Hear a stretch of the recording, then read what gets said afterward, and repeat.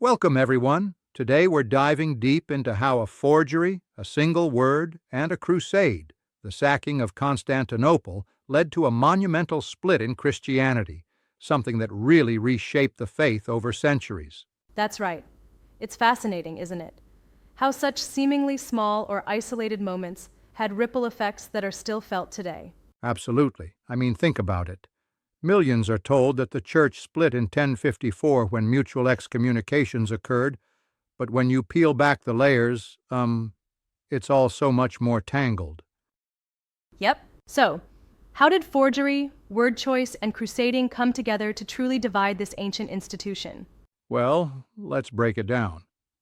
First off, there's a forged imperial document, commonly known as the Donation of Constantine, which claimed that the Roman emperor had handed over supreme authority of the church to the pope. Now, this wasn't just a slip-up in history. It was a game changer in the power dynamics between East and West. Right. That document really bolstered the idea of papal supremacy in the West, didn't it? Exactly. And while in the East, authority was more decentralized through councils of bishops, Rome, armed with that supposedly divine endorsement, began pushing for a singular, all-powerful pope. It's like, imagine if you suddenly declared one person to be the leader of an entire design team, even when everyone else was used to working together equally. Yeah, that analogy totally captures it. But besides the political power plays, there was a theological twist too, wasn't there? Definitely. One tiny word in the creed, Filioque, which means "and the Son," became a huge point of contention. The original creed stated that the Holy Spirit proceeds only from the Father. The Western Church quietly added Filioque, and this change, symbolically and literally redefined the beliefs on the nature of the Trinity. How did that seemingly minor addition escalate into something so significant? The thing is, it wasn't just about semantics. It was about authority and tradition. The East viewed that unapproved addition as not only illegal from a doctrinal standpoint, but also as an act of betrayal against centuries-old traditions that emphasize conciliar decision-making. Yep. So, in a way, that single word became a permanent badge distinguishing the Orthodox and Catholic traditions? Exactly. It was like drawing a line in the sand. One tradition said, "We do it this way," while the other insisted on the original wording. But then, add in the political tension, the forged grant, the insistence on papal supremacy, and you already have two completely divergent approaches to faith and governance. And then comes the chapter about the crusade that, quite literally changed everything. Right. In 1204, something almost unbelievable happened. Instead of heading to Jerusalem, Latin crusaders turned their swords on Constantinople. They sacked this iconic city, looted its greatest church, and, even installed a Latin throne in Hagia Sophia. That has to have been perceived as a massive betrayal from the Eastern perspective, correct? Exactly. It wasn't just a military act, it was a spiritual wound. Here you have fellow Christians turning on each other, and that event made reconciliation nearly impossible, embedding resentment that lasted for centuries. I find it interesting how, even before 1054, there were early flare-ups showing just how fragile the Union was, like the Acacian Schism and those heated iconoclast debates. True, yeah. Even in the 5th, 8th, and 9th centuries, we see glimpses of this split already happening. Authority, pride, and differences in liturgy and theology had Right. long been setting the stage. But wouldn't you say that emphasizing just these singular events might simplify the larger complex tapestry of the Church's history? It seems like there's more nuance, right?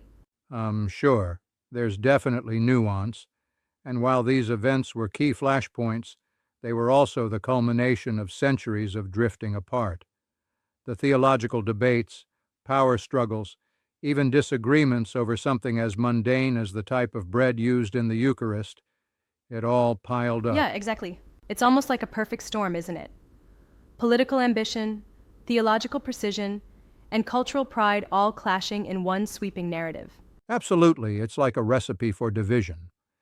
And interestingly, even after those dramatic moments, there were attempts at reconciliation. For instance, The Council of Florence in 1439 was a bold effort to reunite the fractured church, spurred by geopolitical necessity. But that reunion was short-lived, wasn't it? The people of Constantinople overwhelmingly rejected the union, seeing it as a betrayal of their identity. Right. Exactly. It was like trying to glue together two pieces that had been rounded off by years of conflict and cultural divergence. And then, as the city fell to the Ottomans just 14 years later, the dream of a united church really dissipated.